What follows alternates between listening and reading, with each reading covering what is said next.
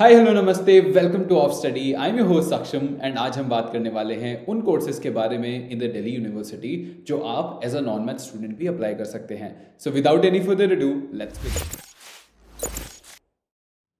तो जब बात आती है दिल्ली यूनिवर्सिटी की, आपके पास 37 कोर्स ऑप्शंस अवेलेबल हैं as a non math student. Majority वो कोर्सेज रहेंगे जो कि ह्यूमैनिटीज़ या लिबरल आर्ट्स साइड से हैं। अगर हम कॉमर्स डोमेन की बात करें तो कुछ कोर्सेज अवेलेबल हैं, बट जो मोस्ट सॉट आफ्टर कोर्सेज होते हैं जैसे कि BBA, BMS in Shaheed Sukhdev college of business studies और BBE और even eco honours for that matter, तो ये सारे ऐसे कोर्सेज हैं जिसके लिए आपके पास मैथ्स या अप्लाइड मैथ्स होना ज़रूरी है, कंपलसरी है। But there will still be some courses जहाँ पर नहीं है and that is what the discussion for this video is going to be. तो डिस्कशन स्टार्ट करते हैं बैचलर्स ऑफ कॉमर्स से। बैचलर्स ऑफ कॉमर्स में जब मेरिट बेस्ड एडमिशन होता था तो सिर्फ BCom प्रोग्राम का ऑप्शन अवेलेबल होता था। BCom honours was only for math student. BCom programme भी अच्छा कोर्स है, but the problem over there is कि BCom प्रोग्राम आपके टॉप कॉलेजेस में नहीं है, जैसे कि आपका SRCC हो गया, हंसराज हो गया, तो ये दिक्कत हो जाती थी बच्चों के साथ। बट जब से CUET आया है, आपका as a non math student आप BCom ऑनर्स के लिए भी अप्लाई कर सकते हैं, बट आपके पास अकाउंटेंसी एज अ सब्जेक्ट होना चाहिए और आपको डोमेन टेस्ट में अकाउंटेंसी का पेपर भी देना पड़ेगा। तो अगर आप नॉन मैथ स्टूडेंट हैं बट आप कॉमर्स नॉन मैथ स्टूडेंट हैं तो आप ज़रूर BCom ऑनर्स के लिए अप्लाई कर सकते हैं। हाउएवर अगर आप साइंस स्ट्रीम से हैं, लेट्स से PCB से हैं या ह्यूमैनिटीज़ नॉन मैथ हैं, तो शायद इन दैट केस आप BCom ऑनर्स के लिए एलिजिबल नहीं होगे। इन दैट केस आप फिर भी BCom के लिए बैठ सकते हैं, बट BCom ऑनर्स आपके लिए पॉसिबल नहीं होगा। दोनों काफ़ी अच्छे ऑप्शंस हैं and as a commerce student आपको ये दोनों ही डेफिनेटली टारगेट करने चाहिए। अब अगर हम आगे बात करते हैं तो कुछ स्पेशलाइज्ड कोर्सेज भी हैं जिसमें आप as a non math student apply कर सकते हो। One of the most sought after courses over here is the 5 year integrated program in journalism, जो कि आपकी DSJ में होता है, दिल्ली स्कूल ऑफ जर्नलिज्म में होता है। पहले इसका एक अलग एंट्रेंस होता था, जैसे कि आपका DUJET होता था फॉर शहीद Sukhdev and other colleges for BMS, BBA, BFIA and BBA courses. वैसे ही सेम लाइंस में DSJ के प्रोग्राम के लिए 5 ईयर जर्नलिज्म प्रोग्राम के लिए भी एक एंट्रेंस होता था।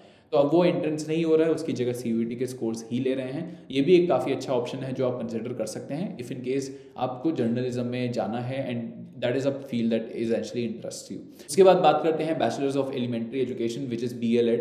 ये भी एज अ कोर्स आपके पास अवेलेबल है। As a non math student आप इसके लिए भी अप्लाई कर सकते हैं। इनके अलावा जो आपके पास ऑप्शंस बचते हैं वो सारे BA ऑनर्स होते हैं, सब्जेक्ट्स में होते हैं एंड लैंग्वेजेस में होते हैं। सब्जेक्ट्स की बात करें तो सारे सब्जेक्ट्स के लिए आप अप्लाई कर सकते हैं सिवाय इकोनॉमिक्स के, क्योंकि इकोनॉमिक्स के लिए अगर आपको इकोनॉमिक्स ऑनर्स करनी है तो वहाँ पर आपको मैथ्स होना ज़रूरी है। बाकी सारे केसेस में ऐसा नहीं है। ज़रूरी नहीं आपके पास फिलॉसफी 12th में थी या नहीं, आप फिर भी फिलॉसफी ऑनर्स कर सकते हैं। ज़रूरी नहीं है कि आपके पास सोशियोलॉजी 12th में हो, फिर भी सोशियोलॉजी ऑनर्स कर सकते हैं। In all of these cases psychology honours एक ऐसा कोर्स है जो काफ़ी पॉपुलर है DU में, but from the terms of placement that is something that will talk about in the last slide of this video.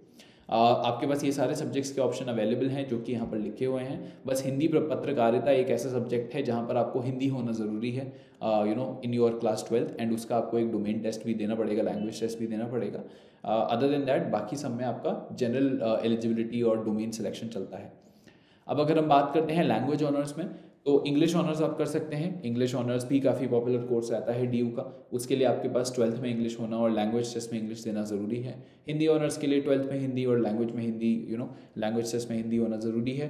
But बाकी सारे languages में आपके पास वो लैंग्वेजेस 12th में ना भी हों तब भी आप अप्लाई तो कर सकते हैं, पर जब मेरिट लिस्ट बनेगी पहले उन बच्चों को प्रेफरेंस दिया जाएगा जिन्होंने उस लैंग्वेज का डोमेन टेस्ट दिया है। उसके बाद वो बच्चे आएंगे जिनके पास वो लैंग्वेज थी नहीं 12th में और उन्होंने उसका लैंग्वेज टेस्ट नहीं दिया है। So that is how these language honours would be like. इसमें मेन जो कोर्स रहता है most sought after that will be English honours.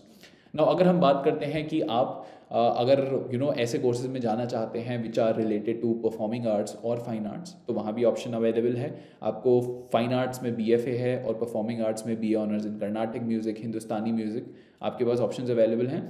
In that case आपको CUET तो देना पड़ेगा ही, बट इनका ही एक अलग से प्रैक्टिकल टेस्ट होता है। दोनों के स्कोर के बेसिस पे आपको एडमिशन मिलने वाला है यहाँ पर। उसके अलावा भी अगर आप कोर्सेज देखते हैं तो बहुत सारे वोकेशनल कोर्सेज हैं जहाँ पर मैथ्स की रिक्वायरमेंट नहीं है। That would be BVOC in health care management, banking operations, retail management eight IT, and आपका एक BA वोकेशनल स्टडीज़ भी रहता है। तो कॉलेज ऑफ वोकेशनल स्टडीज़ में ये सारे कोर्सेज होते हैं, तो वहाँ पर जाके आप डेफिनेटली ये कोर्सेज को चेकआउट कर सकते हैं, एक्सप्लोर कर सकते हैं if in case that is something which is your calling. But अगर मैं इसका एक बॉटम लाइन आपको दूं, अगर आप एक कॉमर्स के बच्चे हैं आपको BCom ऑनर्स के लिए डेफिनेटली अप्लाई करना है, BCom के लिए भी डेफिनेटली अप्लाई करना है, एंड उसके बाद जो कोर्सेज मैं आपको बताऊंगा वो आपके चॉइस पे डिपेंडेंट हैं।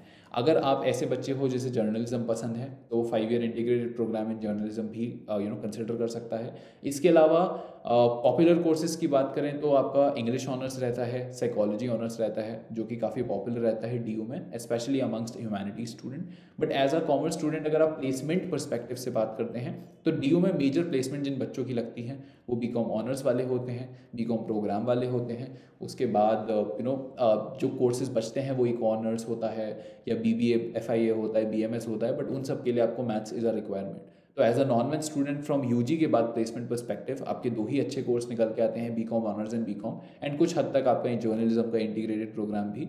बट उसके अलावा अगर आप किसी कोर्स में जा रहे हैं तो वहाँ पर प्लेसमेंट के लिए शायद आपको थोड़ा स्ट्रगल करना पड़े, बट नेवरदलेस एटलीस्ट बैकअप में आप काफ़ी सारे कोर्सेज रख सकते हैं, क्योंकि हर एक एडिशनल कोर्स जो आप सेलेक्ट करते हैं उसका आपको कोई एडिशनल फी नहीं देना है। तो why not just have it as an option right now, and बाद में जब मेरिट लिस्ट बनेगी is when you can decide कि आपको उस कोर्स में एडमिशन लेना है या नहीं। That will be it for this video. अगर आपको अच्छा लगा आप लाइक शेयर सब्सक्राइब कर सकते हैं। कोई भी क्वेरी है आप नीचे कॉमेंट कर सकते हैं। कोई और कोर्स के बारे में, कोई और यूनिवर्सिटी के बारे में आपको वीडियो चाहिए वो भी आप हमें बता सकते हैं। And with that I take a leave. Stay safe, take care, all the best and goodbye.